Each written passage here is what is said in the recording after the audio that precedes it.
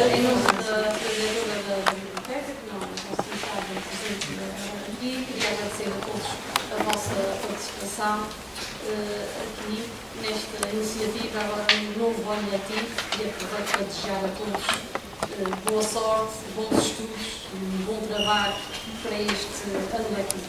Só para contextualizar um pouco, este conceito vem na sequência de vários que o Corpo de Funcionários da Biblioteca tem feito desde 2014. Em 2014 fizeram um concerto intitulado Viagem pela Poesia Portuguesa, onde interpretaram a lírica portuguesa dos trovadores até ao século XXI. Em 2015, um outro concerto versou a lírica medieval e a poesia palaciana. O ano passado, romantismo e o maneirismo, e hoje o concerto que vocês vão assistir é a poesia do barroco ao neoclassicismo. Eu gostaria de agradecer mais uma vez a colaboração estimosa do Fábio Silveira, do Francisco Rocha e da Luana Rocha, do Dr. Sérgio Tosco, do documentário, é ele que nos vai fazer contextualizar aqui o concerto e, portanto, explicar o conceito a que vão assistir. Portanto, agradecer mais uma vez a sua colaboração, agradecer ao povo do empenho e entusiasmo neste projeto e, por último, mas fundamental, agradecer ao Dr. Eduardo Rosa, a direção artística do conceito e do Corpo de Funcionários, em agradecer-vos a todos em nome da Sra. Diretora. Espero que gostem do concerto e que desfrutem desta manhã. Obrigada.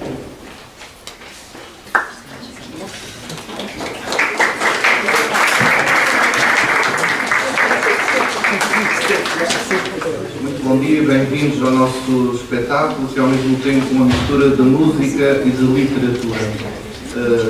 Senhores funcionários, senhor diretor artístico do coro, músicos, senhores professores, caros alunos, estamos na mais rica das casas da nossa cidade, rica em história e em mundos.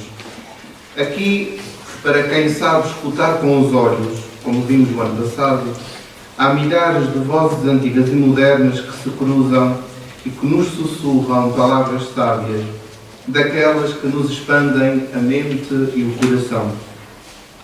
O labirinto dos livros é um guia certeiro para a nossa viagem terrena e, quiçá, uma preparação para uma outra viagem, ainda mais fascinante e inimaginável, pela qual todos eles, de uma forma ou de outra, suspiram.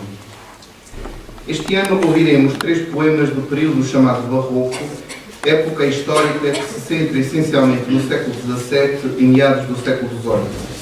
Para nós portugueses, é o tempo da restauração da independência e de nomes imprescindíveis da nossa cultura, como o do padre António Vieira, e ouviremos ainda 3 poemas neoclássicos e 3 poemas do período já chamado pré-romântico. O Barroco, muito conotado pelos estudiosos com a chamada Contra-Reforma Católica depois do Concílio de Trento, é de facto uma grande expressão do catolicismo, ainda que não se esgote aí.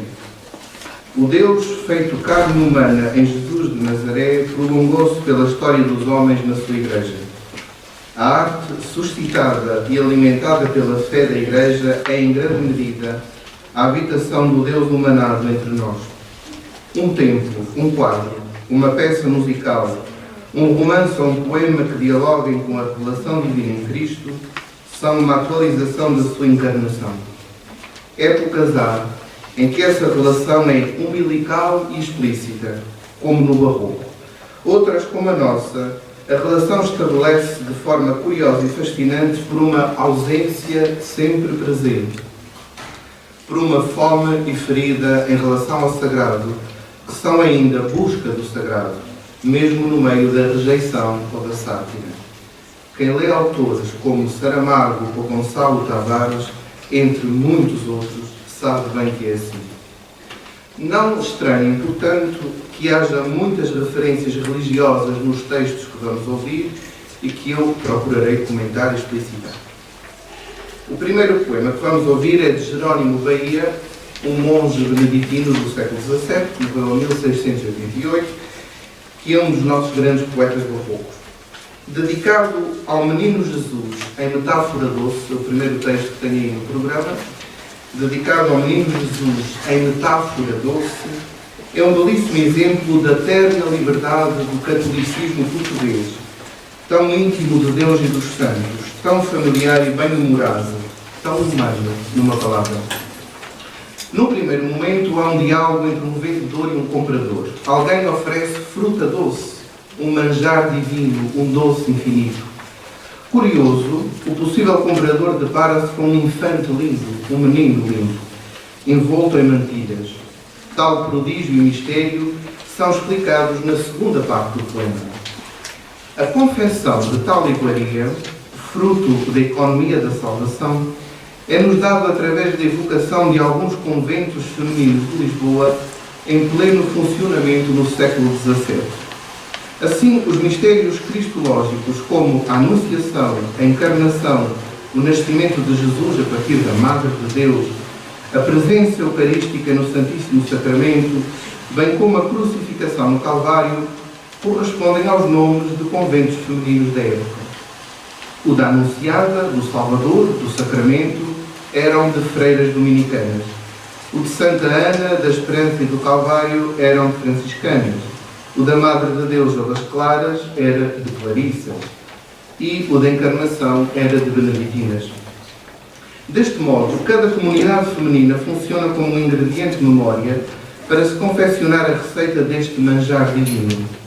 Esta Lisboa católica tem na sua geografia os momentos mais importantes da vida do menino. As freiras estão na sua memória viva. A existência geográfica, arquitetónica, culinária dos conventos prolonga a memória do menino Deus, torna-no presente aos contemporâneos do poeta. A fé católica é para ver, tocar, palpar, degustar. A fé também se comunica pelos 5 sentidos, como diz o poema. Alimenta e adoça a vida. Que saborosa expressão a da nossa cultura vista pela doçaria conventual. No terceiro momento, o poeta explicita os efeitos desse doce Salvador, feito sacramento, que é capaz de tornar vivos os mortos, de fazer erguer do pecado e da morte, e o banquete sacrificial tem esta sobremesa prodigiosa. O segundo poema, mais breve, é de uma freira dominicana portuguesa. Portanto, estamos a ver que estamos dentro de todo um ambiente muito religioso, que atravessou quase todo o século XVII e que adotou o nome religioso de Sora Violante do Céu. Foi poetisa famosa no seu tempo, com vasta obra, tendo frequentado a corte e academias literárias. O soneto é construído a partir de interrogações retóricas que exprimem a dialética temporal do amor. Quem ama sofre ao imaginar uma mudança. Quando ela acontece, o sofrimento é naturalmente muito maior.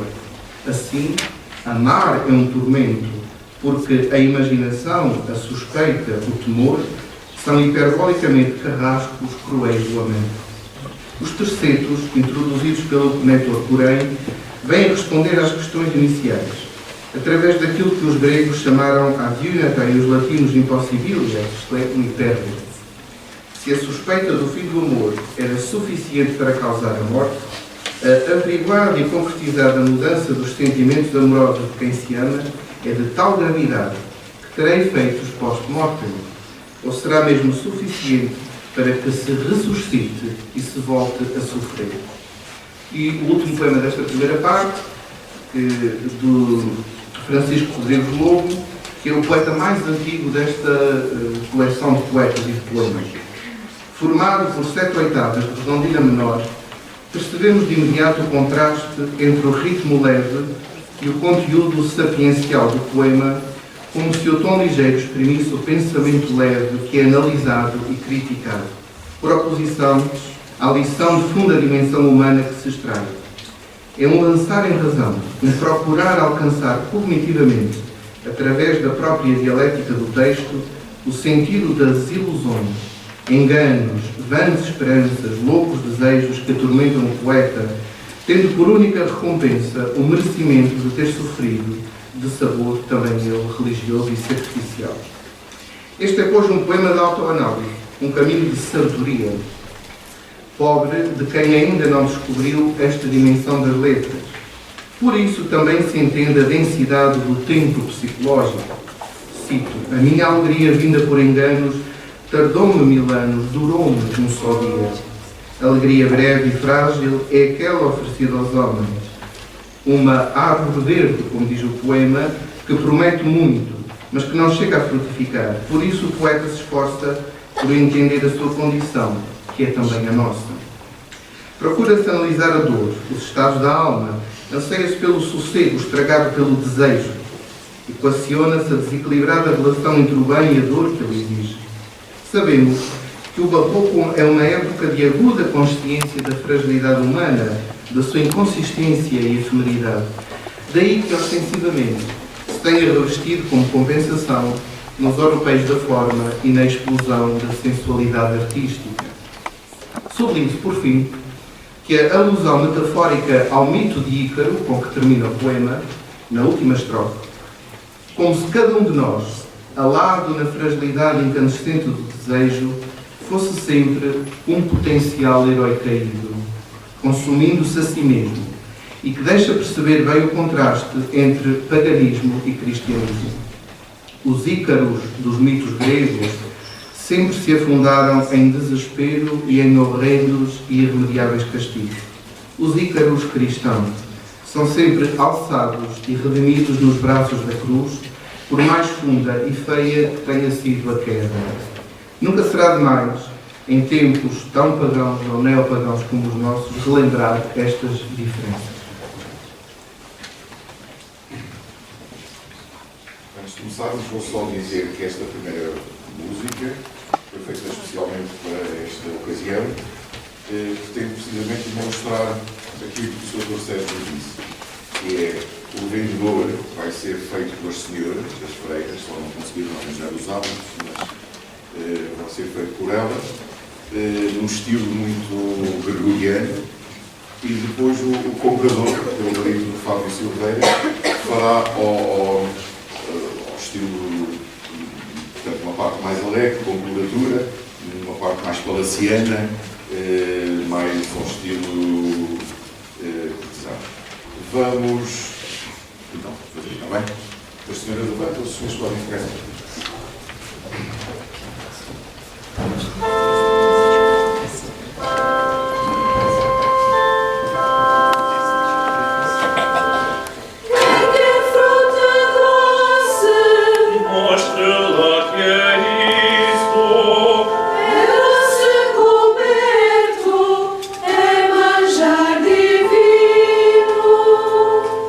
Vejamos o doce e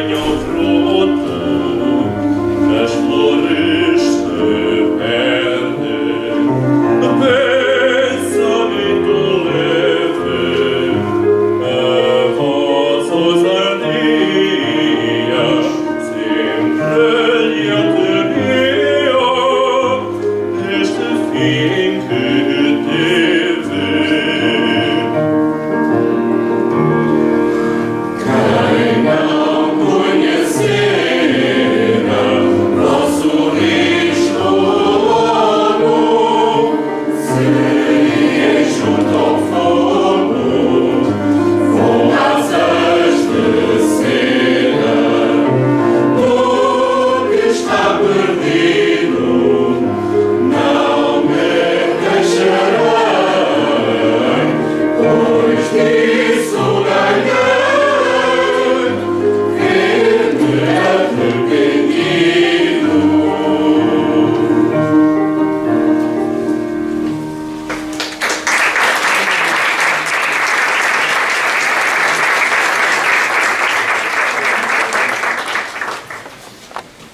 segunda parte do nosso concerto apresenta-nos 3 poemas neoclássicos. Como se sabe, o neoclassicismo procura ser a expressão literária do iluminismo, em parte, recuperando formas, temas e géneros do classicismo.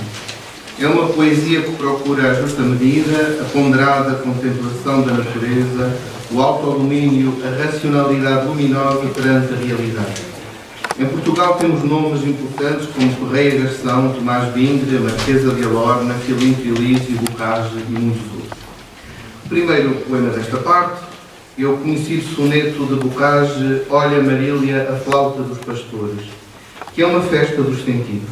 Nele, tudo é minuciosamente convocado para formar um idílio, ao mesmo tempo estático e cinético, integrado na composição clássica do locus amenus. O eu poético convoca um tu, Marília, através do imperativo, do vocativo, dos deíticos e das interrogações retóricas, guiando a amada através da cena descrita para que dela não perca nenhum dos doces pormenores. Em primeiro lugar, ela deve olhar no sentido de se dar conta de escutar a música dos pastores. Soam bem e vão cadentes, isto é, com ritmo e agradável melodia, as agrestes avenas dos pastores, levando-nos de imediato para o reino idealizado do vocalismo, onde o contacto com a natureza sara todos os males humanos, mormente aqueles que na cidade se padecem, que é um lugar do caos e do egoísmo das turmas. Por outro lado, não é estático o quadro. O ritmo da música prolonga-se, os zéfiros fazem mover as flores, os amores beijam-se e voam abelhas e borboletas. No último terceto, há uma recoleção de todos os elementos aludidos no pronome tudo. E há um plano geral, o alegre campo, a manhã tão clara. E o poeta faz depender a beleza contemplada da presença de Marília. No entanto, a oração subordinada condicional que aparece no fim, se não te vira, deixa no ar uma terrível hipótese. Sem ela, sem Marília, toda aquela festa da natureza causaria ao poeta mais tristeza do que a própria morte. Bem sabemos que se trata de um hipérbole para exprimir o seu amor, mas é muito significativo que um poema tão cheio de vida termine com uma alusão à morte. Mas nós, humanos, sabemos bem que toda a beleza que contemplamos é enquadrada sempre por esta negra moldura. O segundo poema desta parte é um apólogo da Marquesa de Alorna, Dona Leonor de Almeida Portugal de Lorena e Lencastre, nascida em 1750 e falecida em 1839, batizada literariamente com o nome de Alcipe. É uma autora que ilustra a transição entre o neoclassicismo e o pré-romantismo e um grande espírito da cultura portuguesa. Lembremos que há um longo romance sobre a juventude da Marquesa de Alorna, da autoria de Maria Teresa Horta, sua descendente, intitulado As Luzes de Leonor. Fica a sugestão de letra. Semelhante à fábula, o apólogo recorre a seres não humanos para deles extrair uma lição de vida que sirva aos homens. Neste caso, temos um pintacilgo imprudente que se desviou do seu ninho e foi seduzido pelo canto do roxinol. Enleado em falsas promessas, morreu de fome à espera de que a outra ave, talentosa e perversa, com ele partilhasse o grão. Muitas são as lições a tirar deste texto tão simples. É um convite a não nos desviarmos do nosso caminho, a aceitar a nossa condição, sem nos metermos por bosques sombrios. Prudente será também sermos criteriosos em relação às promessas que nos fazem, exercitando a resistência às insídias e meneios retóricos de quem tem muita lábia e pouca humanidade. São claras lições políticas, portanto. Mas, não for o adjetivo imprudente usado logo no início do texto, poderíamos até considerar que o poema se refere ao poder da arte. Alguém morre de fome, simplesmente porque não consegue quebrar o sortilégio avassalador do canto. Assim haveria um desprezo pelas coisas materiais e comezinhas e uma valorização da aventura e da arte. O Rouxinol, neste caso, seria um Orfeu alado e letal, e o Pintassilgo a vítima da beleza e da perfeição.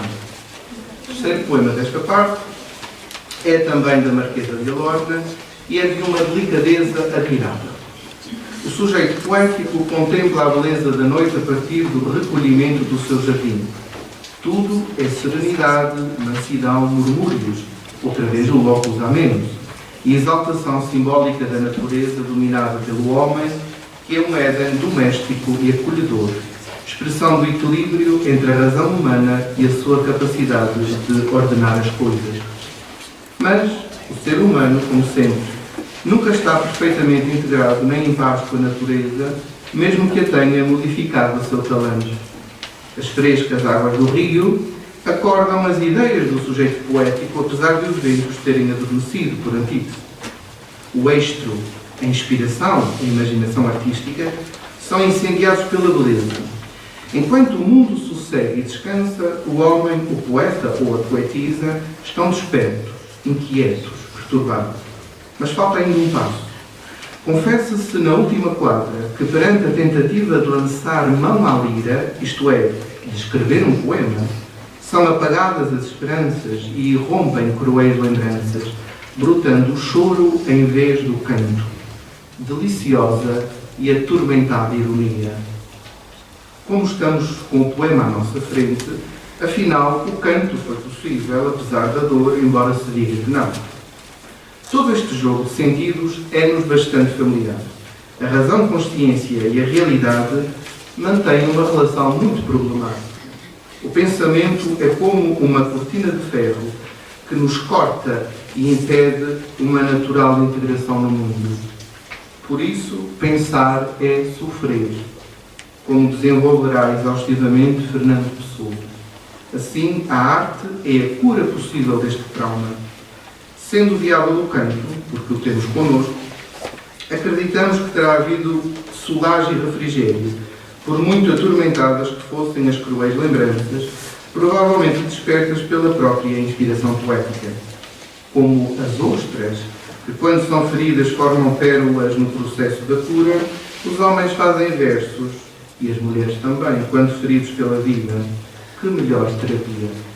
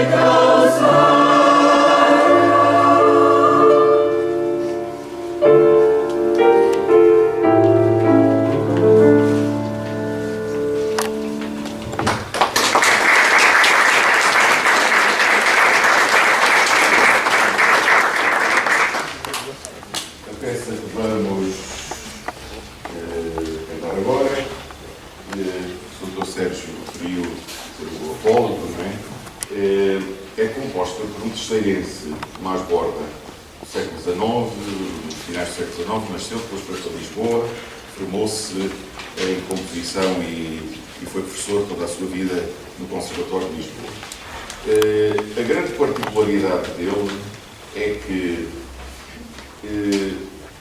pensava e fez uma grande reforma, desfiou uma grande reforma de ensino para incluir a música nos currículos escolares, porque ele achava que a arte, a música, a arte, devia fazer parte integrante da formação da pessoa, a fim de sublimar o caráter e a personalidade.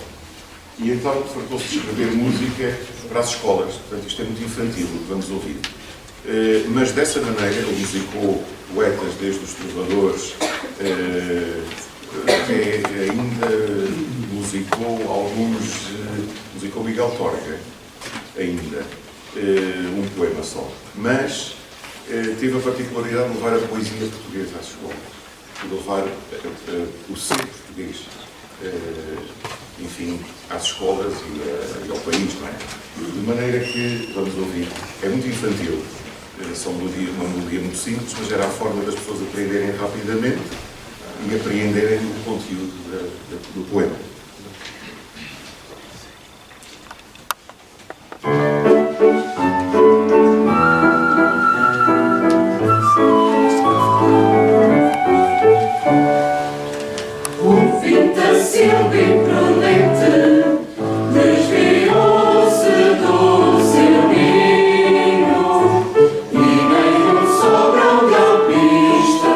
Encontrou pelo caminho.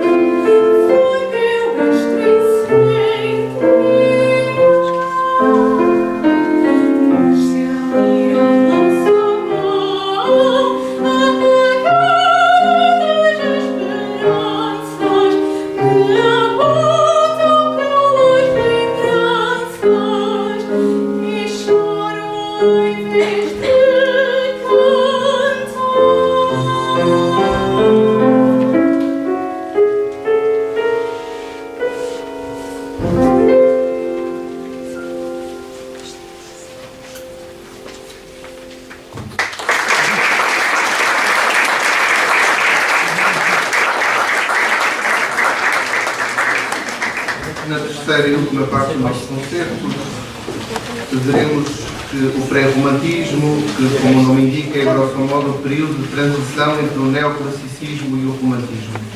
Por isso encontramos os mesmos poetas a escrever de acordo com ambos os estilos de época. Provavelmente é Bocage o nosso melhor pré-romântico, aquele que representa o fascínio pelo negrume, a irracionalidade, os ambientes góticos e o egotismo desmedido, que há de ser o centro, em parte, do romantismo. Sem esquecer o intenso fascínio pelo mistério, pelo infinito e pela eternidade, como bem fica patente nessa obra maior do romantismo, que é O Gênio do Cristianismo de Chateaubriand, traduzido por Camilo Castelo Branco. O sétimo poema do nosso concerto, o terceiro de Alcito, que ouviremos, é de uma elegante simplicidade.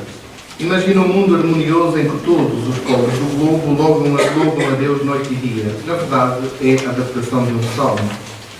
A segunda oitava é mais expressiva, pois exprime a existência dos prodígios divinos operados no mundo a favor dos seres humanos, elementos muito mais valorizados mais tarde pelo romantismo.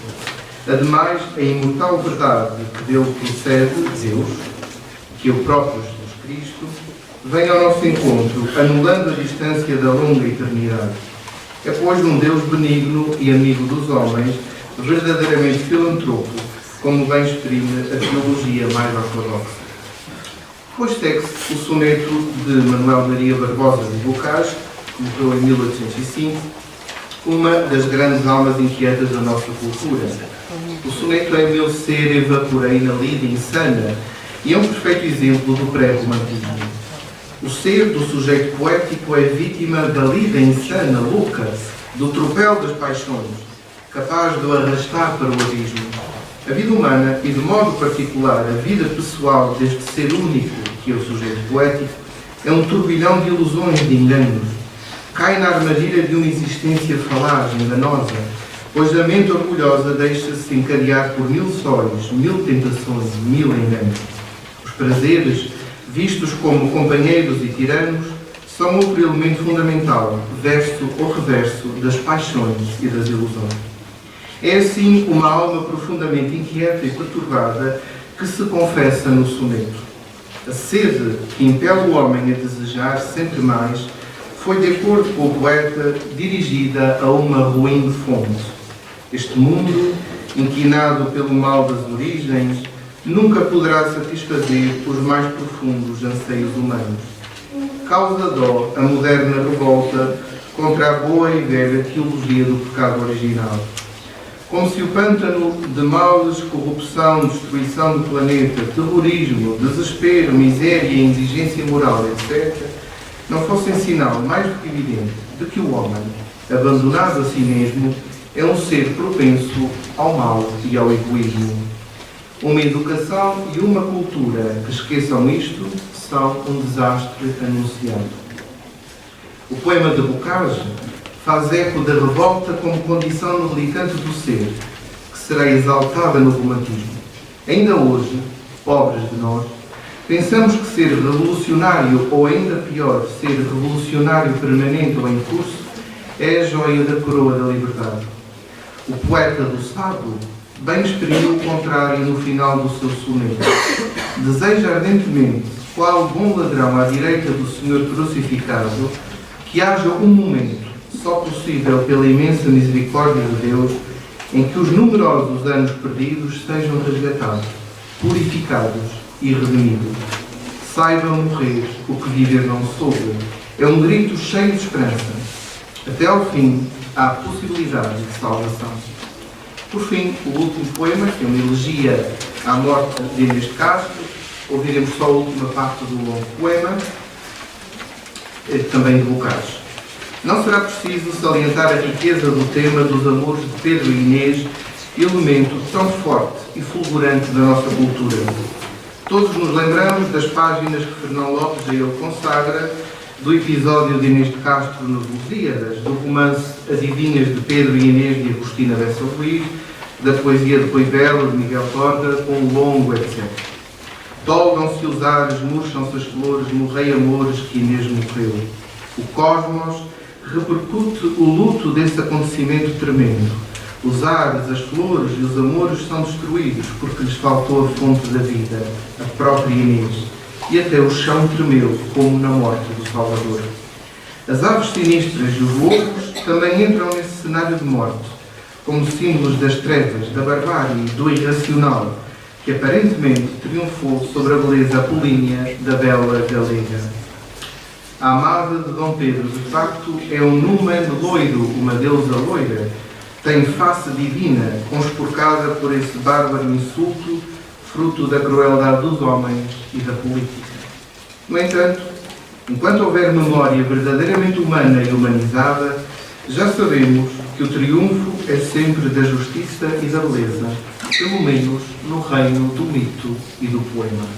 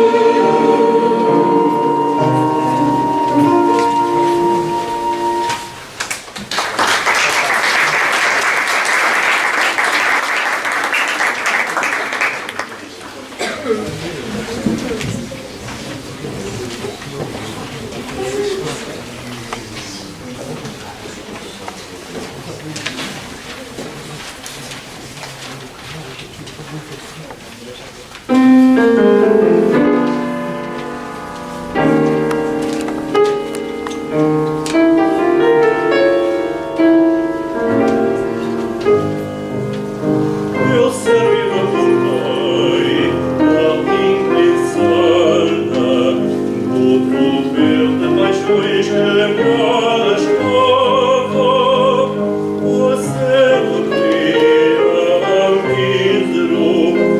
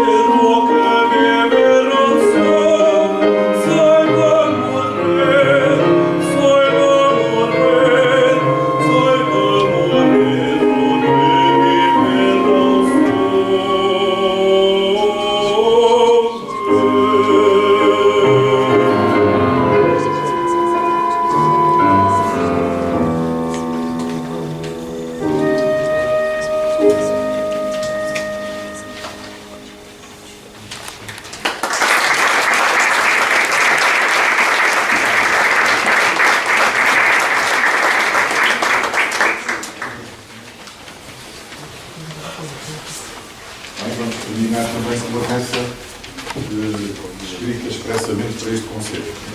Eu ali dizer isto. Uma música dele. Vai-se ouvir agora pela primeira vez.